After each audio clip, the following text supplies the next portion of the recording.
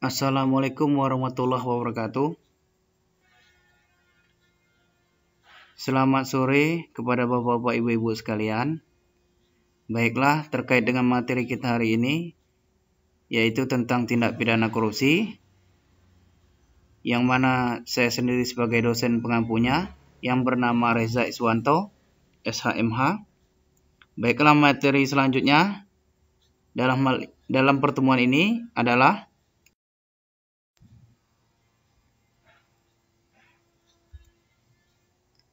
terkait dengan sifat korupsi. Tindak pidana korupsi dari hari ke hari, dari bulan ke bulan, dari waktu ke waktu, dari dulu sampai sekarang sulit untuk diberantas. Ternyata kesulitan dalam memberantas tindak pidana korupsi ini karena korupsi itu sendiri mempunyai sifat. Menurut Baharudin, korupsi menurut sifatnya ada dua bentuk. Yang pertama, korupsi yang bermotif terselubung. Korupsi ini adalah korupsi secara sepintas kelihatannya bermotif politik, tetapi secara tersembunyi sesungguhnya bermotif mendapatkan uang semata. Contohnya, seorang pejabat menerima uang suap dengan janji akan menerima si pemberi suap tersebut menjadi pegawai negeri atau diangkat dalam suatu jabatan. Namun, pada kenyataannya setelah menerima uang suap tersebut, malah pejabat itu tidak memperdulikan lagi janjinya, sebagaimana yang disebutkannya kepada orang yang memberi suap tersebut. Jadi, inti dari cerita ini adalah, atau inti dari contoh ini adalah, si pejabat itu tidak mempunyai maksud lain kecuali hanya untuk mendapatkan uang semata. Hal yang demikian ini sudah seringkali terjadi di dalam kehidupan masyarakat. Apalagi terkait dengan janji untuk mendapatkan pekerjaan atau jabatan yang telah dijanjikan oleh atasan tersebut. Akan tetapi tidak ditepati atau tetap saja tidak mendapatkan pekerjaan dan tidak naik jabatan dengan berbagai macam alasan, karena motif dari alasan tersebut adalah hanya untuk mendapatkan uang saja. Itulah sifat korupsi yang pertama. Kemudian sifat korupsi yang kedua yaitu korupsi yang bermotif ganda. Korupsi ini adalah seseorang melakukan korupsi secara lahiriah, kelihatannya hanya bermotif mendapatkan uang saja, tetapi sesungguhnya bermotif lain, yaitu untuk kepentingan politik. Contohnya, seseorang yang membujuk atau menyogok seorang pejabat agar dapat menyalahgunakan kekuasaannya. Pejabat itu dapat mengambil keputusan memberikan suatu fasilitas kepada si pembujuk tersebut, meskipun sesungguhnya si pembujuk atau penyogok itu tidak memikirkan apakah fasilitas itu akan memberi hasil kepadanya. Jadi inti dari contoh tersebut adalah, selain si pejabat tersebut mendapatkan uang yang telah disogok dari penyogok tersebut atau pemujuk tersebut, si pejabat juga telah melakukan penyalahgunaan kewenangan guna untuk kepentingan politiknya. Baiklah, itu tadi terkait dengan sifat korupsi. Selanjutnya kita akan masuk materi yang kedua, yaitu jenis-jenis tindak pidana korupsi.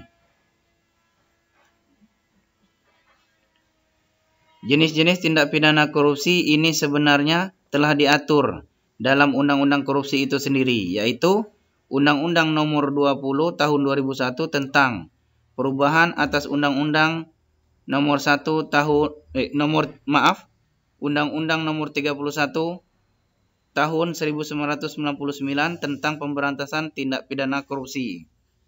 Adapun jenis-jenis tindak pidana korupsi tersebut sebagai berikut. Yang pertama, seperti yang telah ada di slide, yaitu tindak pidana yang merugikan keuangan negara. Setiap tindak pidana yang dilakukan oleh seseorang atau beberapa orang tentunya menimbulkan kerugian terhadap orang lain. Hal yang sama juga terdapat di dalam tindak pidana korupsi. Akan tetapi, kerugian yang dialami dari tindak pidana korupsi itu sendiri, selain merugikan orang lain, juga merugikan keuangan negara. Pernyataan terkait dengan merugikan keuangan negara ini dapat kita lihat dan kita dengar sendiri dari berita yang disiarkan di televisi maupun disebarkan melalui media cetak yang biasa kita kenal dengan koran.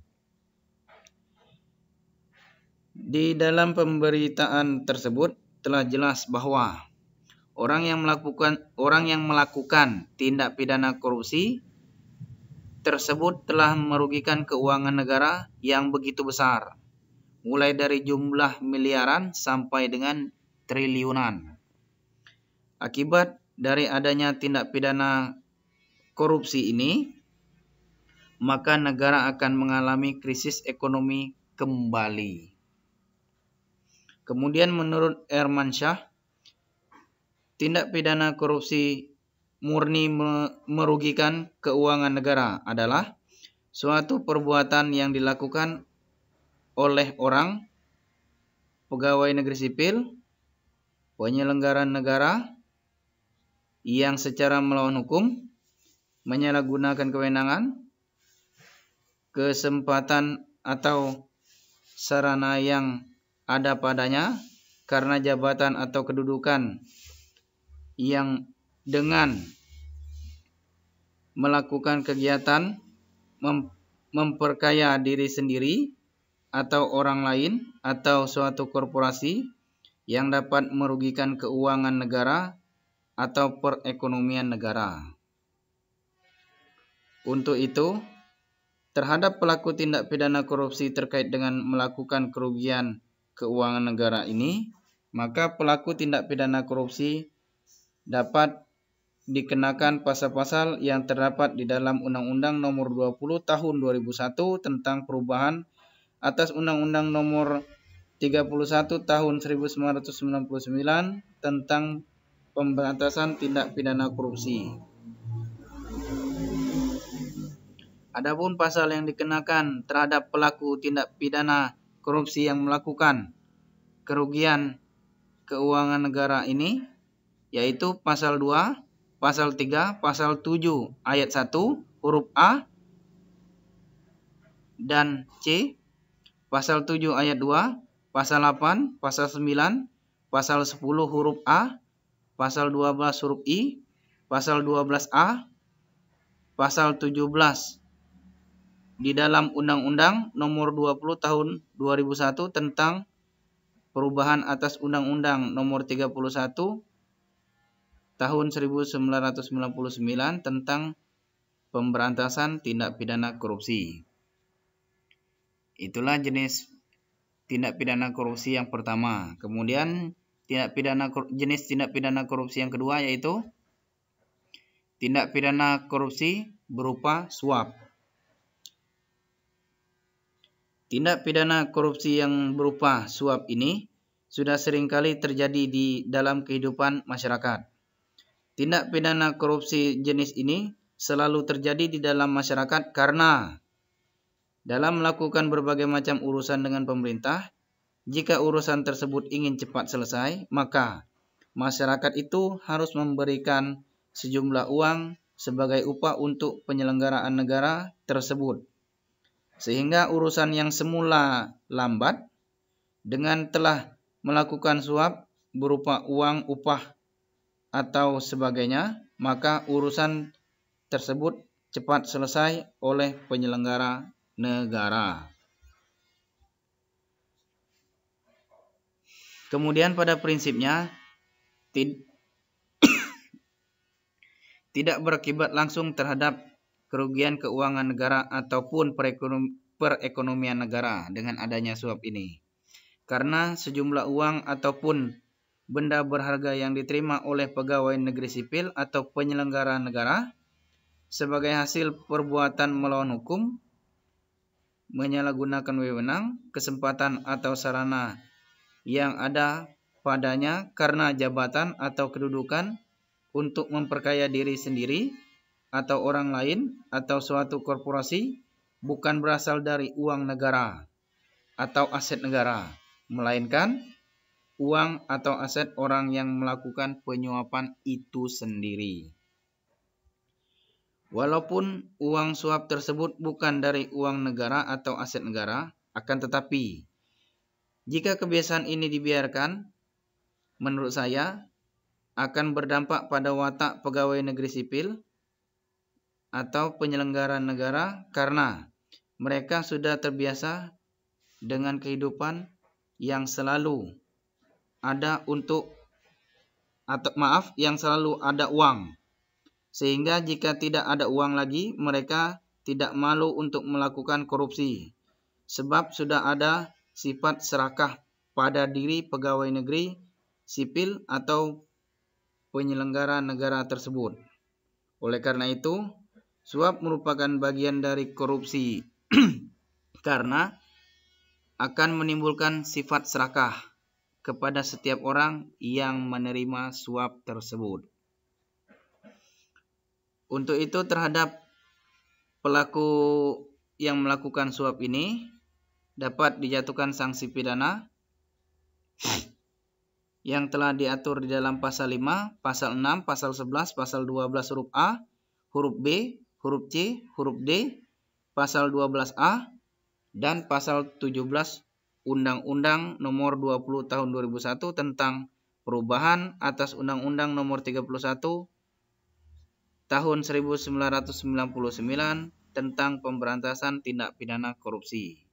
Itulah jenis tindak pidana korupsi yang kedua. Kemudian jenis tindak pidana korupsi yang ketiga yaitu tindak pidana korupsi berupa pemerasan. Jenis tindak pidana korupsi ini seringkali terjadi di dalam memberikan pelayanan terhadap masyarakat.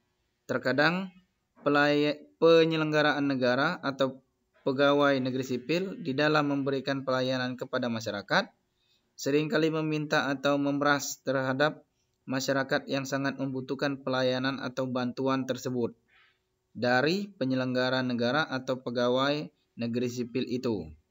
Sehingga apabila masyarakat tidak mempunyai pilihan, mau tidak mau, mereka mengikuti apa yang diminta oleh penyelenggara negara atau pegawai negeri itu sendiri. Kemudian, terkait dengan penjatuhan sanksi pidana terhadap pelaku tindak pidana korupsi dalam bentuk pemerasan ini telah diatur di dalam pasal 12 huruf E, pasal 12 huruf F, pasal 12 huruf G, pasal 12A, dan pasal 17 Undang-Undang Nomor 20 Tahun 2001 tentang perubahan atas Undang-Undang Nomor 31 Tahun 1999 tentang pemberantasan tindak pidana korupsi. Itulah terkait dengan tindak pidana korupsi yang ketiga. Kemudian jenis yang keempat yaitu tindak pidana korupsi berupa penyerobotan. Jenis tindak pidana korupsi ini berkaitan dengan perbuatan pegawai negeri sipil atau penyelenggara negara atas tanah milik masyarakat. Demikian terapan di dalam pasal 12 huruf H yang berbunyi bahwa pegawai negeri sipil atau penyelenggara negara yang ada pada waktu menjalankan tugas telah menggunakan tanah negara yang di atasnya terdapat hak pakai. seolah-olah sesuai dengan peraturan perundang-undangan, telah merugikan orang yang berhak, padahal diketahui bahwa peraturan perundang-undangan tersebut bertentangan dengan peraturan perundang-undangan lainnya. Akibat dari perbuatan tersebut, maka pegawai negeri sipil atau penyelenggara negara itu dapat dijatuhkan dengan sanksi pidana sesuai dengan pasal 12 huruf H dan pasal 17 Undang-Undang Nomor 20 Tahun 2001 tentang perubahan atas Undang-Undang Nomor 31 Tahun 1999 tentang pemberantasan tindak pidana korupsi. Itulah jenis tindak pidana korupsi yang keempat. Kemudian jenis tindak pidana korupsi yang kelima yaitu tindak pidana korupsi berupa gratifikasi. Tindak pidana korupsi jenis ini berbeda dengan tindak pidana korupsi berupa suap karena di dalam tindak pidana korupsi berupa gratifikasi ini tidak ada kesepakatan antara kedua belah pihak, yaitu pihak yang memberi dan pihak yang menerima gratifikasi tersebut. Selain itu juga, di dalam pemberian gratifikasi ini bermacam-macam. Tidak ada atau tidak hanya berupa uang saja, seperti suap tadi, melainkan juga pemberian biaya tambahan, barang, diskon, komisi peminjaman tanpa uang, tiket perjalanan, fasilitas penginapan, perjalanan wisata, pengobatan cuma-cuma, dan fasilitas lain sebagaimana telah dijelaskan di dalam pasal 12B ayat 1 Undang-Undang Nomor 20 Tahun 2001 tentang perubahan atas Undang-Undang Nomor 31 Tahun 1999 tentang pemberantasan tindak pidana korupsi. Terkait dengan pelaku tindak pidana korupsi berupa gratifikasi ini, maka dapat dijerat dengan pasal 12B junto, pasal 12C, pasal 13, pasal 17 Undang-Undang Nomor 20 Tahun 2001 tentang perubahan atas Undang-Undang Nomor 31 Tahun 1999 tentang pemberantasan tindak pidana korupsi. Baiklah Bapak-Bapak, Ibu-Ibu sekalian, itu tadi materi terkait dengan tindak pidana korupsi yang hari ini, yaitu tentang sifat korupsi dan jenis-jenis tindak pidana korupsi. Semoga materi yang saya sampaikan dapat bermanfaat untuk Bapak-Bapak, Ibu-Ibu sekalian. Saya akhiri, wabillahi taufiq wal hidayah. Wassalamualaikum warahmatullahi wabarakatuh.